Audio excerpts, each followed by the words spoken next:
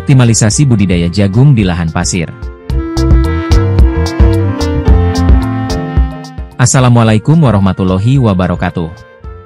Jumpa lagi kita, Petani Maju Indonesia.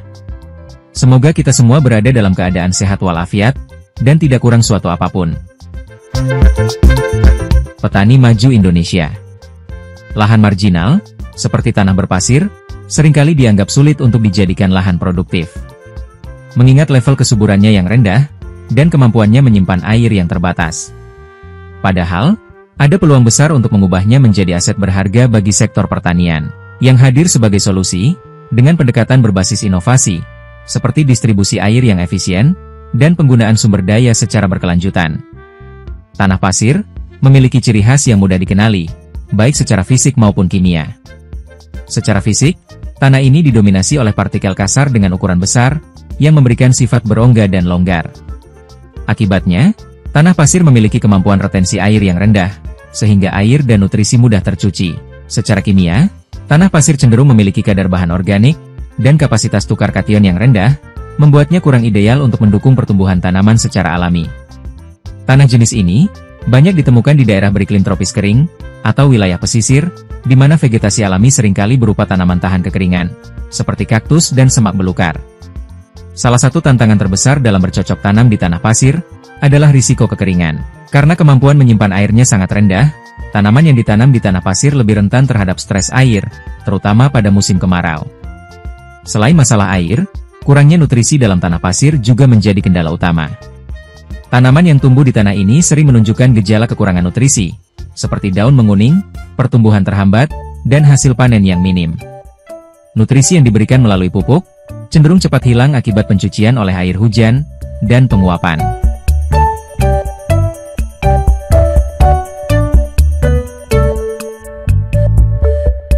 Teknologi irigasi sebagai solusi untuk lahan berpasir, yaitu 1.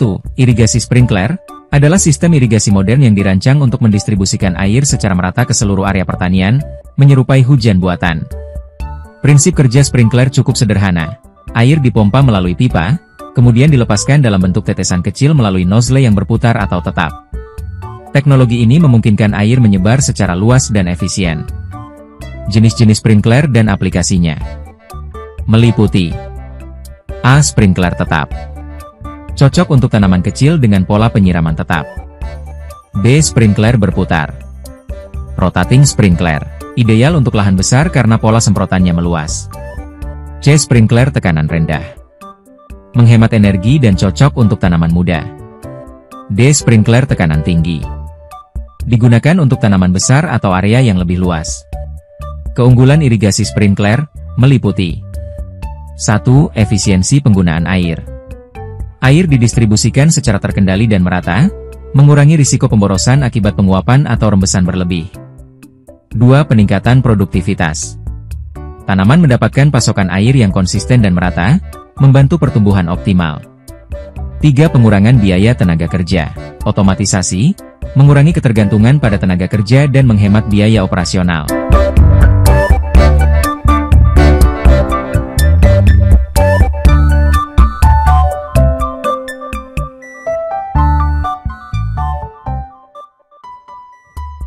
Dua. Irigasi tetes, atau drip irrigation, adalah suatu sistem irigasi yang menyalurkan air dengan tekanan rendah langsung menuju ke akar tanaman, melalui tabung dan lubang tetes.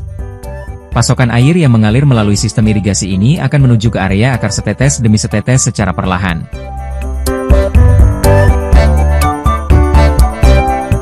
Jenis-jenis irigasi tetes, atau drip irrigation, meliputi: 1. Irigasi tetes atas permukaan.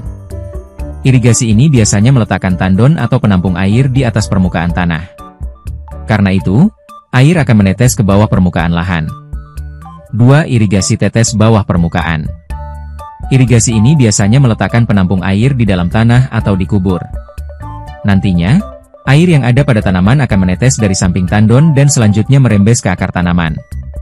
Ada beberapa keunggulan dari penerapan sistem irigasi tetes, seperti: A. Mengurangi gulma. Tanah yang tidak terlalu basah, sehingga bisa menekan pertumbuhan gulma. B. Penggunaan air yang efisien. Air hanya diteteskan ke daerah perakaran tanaman sehingga mengurangi pemborosan air. C. Pemberian pupuk dan pestisida lebih efisien. Pupuk dan pestisida bisa diberikan sekaligus saat pengaliran air irigasi tetes. Demikian yang bisa kami bahas dan sampaikan, semoga berkenan dan bermanfaat. Terima kasih banyak atas perhatiannya, dan mohon maaf atas segala kesalahan.